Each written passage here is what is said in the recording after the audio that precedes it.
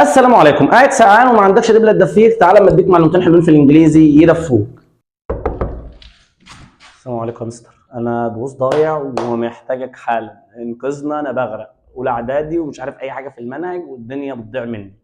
سيبك من المعلومتين، عايزين نلحق ابننا اللي بيغرق ده، عايزين نجيب له منهج اولى اعدادي، خطه الانقاذ السريع في الحل المنيع ايا كان. عايزين ننجز هذا الرجل، نلخص له الليله كلها. هنلخصها له في 9 نقاط. التسع نقاط دول هنسيت رولز، هنثبت قواعد نمشي عليها. ان اي جمله في الانجليزي بتتكون من فاعل ثم فعل ثم مفعول. الفاعل اللي عمل، الفعل اللي اتعمل، المفعول فيه.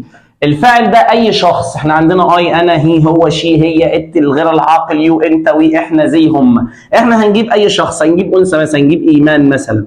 ثم هجيب اي فعل، هجيب مثلا هي وليكن مثلا play، تمارس مثلا او تلعب. ثم هنجيب اي مفعول، تمارس اي رياضه جديده لسه صاعده او ناشئه زي التنس مثلا. فانا عندي جمله بتتكون من فاعل، فعل، مفعول، فاعل عمل، فعل اتعمل، مفعول فيه. هناخد هذه الجمله ونثبتها على 9 افكار. التسع افكار دول هم المنهج بتاعنا. ازاي يا مستر؟ هنلعب لعبه بسيطه. احنا دلوقتي عايزين نخلي ايمان بلاي تنس دي القاعده بتاعتنا اللي احنا عاوزينها، وانا عندي 9 قواعد. اعملها ازاي يا مستر؟ بالراحه. الفاعل هو انسان ثابت لا يتغير، والمفعول هو انسان ثابت او شيء غير عاقل لا يتغير. اللي بيتغير معايا في الزمن هو بلاي، فاللعب كله هيبقى على بلاي. عايزين نكون بلاي في التسع قواعد بتوعنا. تعال نبدا باول قاعده اللي بنسميها المضارع البسيط. سيبك من المسميات، الموضوع كله ابسط مما تتخيل. اقول لك مضارع بسيط، تقول لي هنضيف في الفعل حاجه. فالمضارع البسيط مع هي وشي وات بنضيف في الفعل اس. المضارع البسيط مع هي وشي وات بنضيف في الفعل اس. دي القصه كلها. فانت بمنتهى البساطه اي فعل يقابلك عايز تخليه مضارع بسيط ضيف له اس. طيب المعلومه رقم 2، يعني ايه مضارع بسيط؟ مضارع بسيط يعني شيء متكرر. فاول ما اقول لك تكرار تقول لي مضارع بسيط، اقول لك مضارع بسيط تقول لي بنضيف اس. فهي دايره كده، مضارع بسيط تكرار، مضارع بسيط اس، مضارع بسيط تكرار، مضارع بسيط اس. كررها 3 مرات قبل ما تنام، 7 مرات بعد ما تصحى، هتبقى زي الفل معاك. طيب ده بالنسبه لو انت بتتكلم عن المضارع البسيط. طيب لو بتتكلم عن القاعده رقم 2، ايمان بلاي تنس، عايزين نخليها ماضي بسيط، هتضيف في الفعل اي دي. اول ما اقول لك ماضي بسيط، اول ما اقول لك ماضي بسيط تقول لي يا مستر بنضيف في الفعل اي دي، يعني مش رجلي لا مش ناقصه سخافه، بتضيف اي دي. خليك مركز عشان الواد اللي بيسقط ده. بتضيف في الماضي البسيط اي دي، بتضيف في الماضي البسيط اي دي. طيب يا مستر انت قلت هنا ان هي وشي وات بس اللي بياخدوا اس، هل هنا برضه هي وشي وات بس اللي بياخدوا اي دي؟ لا، كل الناس اللي بتاخد بايدي، لان انا محتاج مساعده انا اسف على القلش. نكمل. هتاخد مع اي فاعل اي دي عادي جدا. ثم الاي دي هو حدث انتهى في وقت. يعني ايه يا مستر الكلام ده؟ يعني زي ما هنا تكرار وبيجيب لك كلمه في الاخر تعرفك ان ده تكرار، بيجيب لك هنا كلمه في الاخر تعرفك ان الحدث ده انتهى، يستر دي امبارح، وهكذا. ده بالنسبه للماضي البسيط. طب هل في حاجه عايز تقولها لنا يا مستر قبل ما نقلب؟ في ان الماضي البسيط في افعال لما بتيجي تديها اي دي بترفض. فمثلا جو تيجي تدي له اي دي اصلا تلاقيه تحول لك لوينت، ودي افعال شاذه بتتحفظ زي ما هي. قله الادب بقى معلش ما ننطبقش عليها القاعده، بس الثابت عندي ان المضارع البسيط بياخد اس والماضي البسيط بياخد اي دي. ثم رقم 3 المستقبل البسيط. المستقبل البسيط ليس معترف به انه زمن، هو مجرد كلمات تدل على المستقبل، وكل كلمه منهم لها معنى او لها فكره. نيجي للكلمه رقم 1، تضاف في الفعل؟ لا، تضاف قبله ويل، فيصبح ويل بلاي. فهي حاجه في المستقبل. اقول لك ويل بلاي تقول لي مستقبل ولكن غير مؤكد.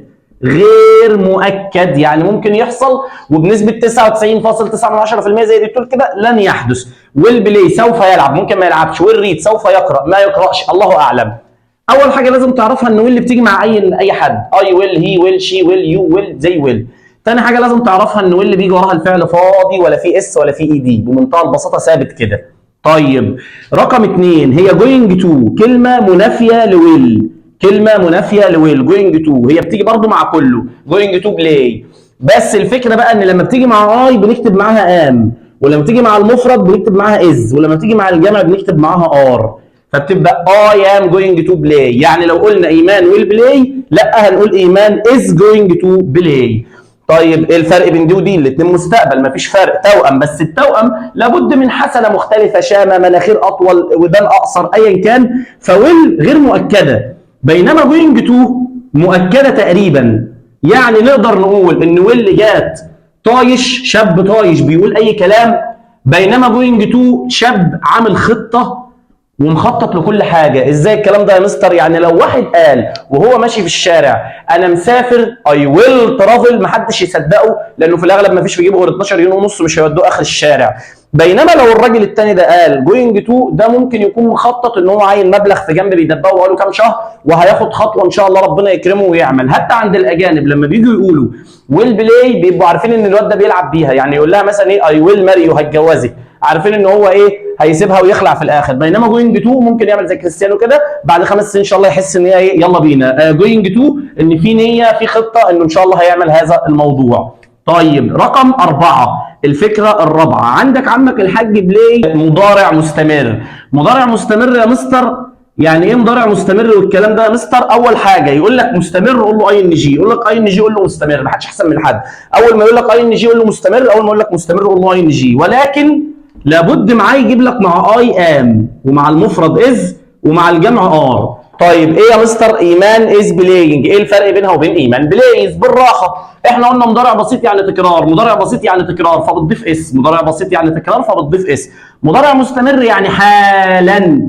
يبقى ايه الفرق بين از بلاينج وبلايز؟ لما اقول لك از بلاينج يبقى هو بيلعب حالا، هتلاقيه بيقول لك ناو الان. بينما لما اقول لك بلايز يبقى هو بيلعب كتير. اديني مثال، انت رايح لواحد صاحبك فسلام عليكم يا طنط فين محمد؟ محمد بياكل، يبقى هو دلوقتي حالا بياكل، يبقى از ايتنج.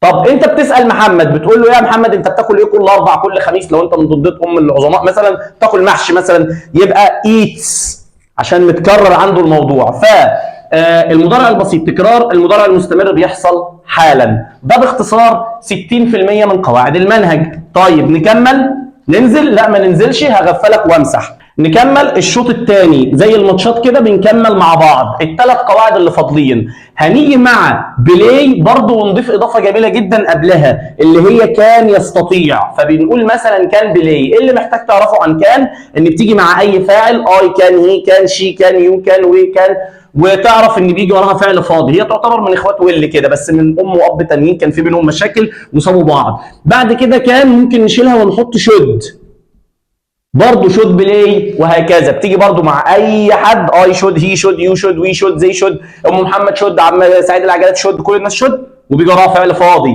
وثالث قاعده لازم تعرفها هي ماست.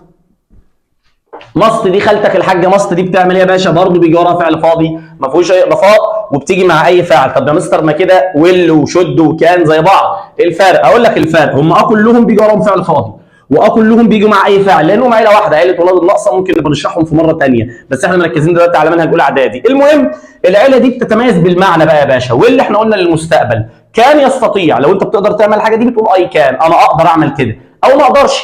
طيب شود اللي هو ايه؟ بننصحه، يو شود ستادي، ذاكر. يو شود ران فاست، اجري اسرع عشان تكسب. يو شود بلاي تنس، مارس رياضه عشان صحتك. طب ماست لا بلزمه بقى مش بمزاجك، غصب عنك. يو ماست ستادي، لازم تذاكر. يو وتجيب ماست وتديله الحاجه اللي هو لازم ايه يعملها. فباختصار كان للقدره، لو بتقدر تعمل تقول كان، زي حالاتي كده ممكن تقول اي كان رايد بايك، طبعا بمزح للاسف ما بعرفش. شود مثلا، يو شود ستادي، ذاكر يلا، نصيحه مني ليك اخوك صاحبك. يو ماست امك واقفلك بالحزام، ذاكر يلا الامتحان جاي هتنفخك. فده طبعا باختصار شديد كان وشود وماست. شبههم بايه؟ واحد راح الجيم فاي كان ليفت ويتس، بشيل اوزان. شبه شود وماست بايه؟ صاحبك المقرب وصاحبك اللي مش مقرب. لو ليك صاحب مثلا من بعيد شويه فبيقول لك ايه؟ ذاكر يا حماده مثلا بالراحه كده، وتلاقيه بيطبطب عليك، ويو شود ستادي، ده مصلحتك وصحتك. بينما لو ليك صاحب عزيز قوي تلاقيه داخل عليك بعشم، واحد بنيه في الشلوت ومش عارف ايه، وتلاقيه داخل يتخانق معاك ان يو ماست ستادي مش بمزاج زريبه، ولا ذاكر يلا كده، فالعشم بيوديه بعيد شويه. فدول الثلاث كلمات دول. كده فاضل لي سلخه اخيره، شرخه اخيره، جلخه اخيره، تعال اما نشوفها، الا وهي اللي بنسميها قاعده اف. طبعا انت بتعمل كده عشان انت بتقلش على الكلمه، بس هي اسمها اف وليس اف، ما فاهم وجهه النظر؟ فبنجيب اف، وهي عباره عن اداه ربط بسيطه جدا ما فيهاش اي افكار. ولكن فكرتها فين؟ انك بتجيب فاعل ثم فعل في المضارع، ثم بتجيب فاعل ثم فعل في المستقبل. طب معلش يا مستر، انهي مضارع؟ البسيط بنضيف له اس، انهي مستقبل؟ المستقبل البسيط بنضيف له ويل. ادي قصه اف كلها. معناها ايه؟ معناها لو عملت ده هيحصل ده. if you study، لو ذاكرت، يو ويل سكسيد، هتنجح. ادي يا سيدي القصه كلها، لو ذاكرت هتنجح. اف ترينز، لو شتيت اي ويل جيت امبريلا، هجيب شمسيه كده. مضارع بسيط، مستقبل بسيط. ادي يا سيدي التسع قواعد باختصار شديد بتوع منهج اولى اعدادي.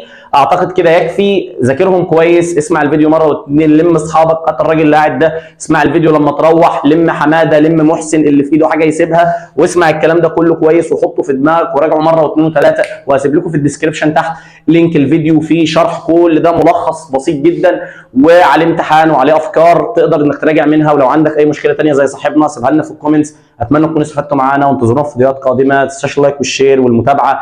هذا وبالله التوفيق والسلام.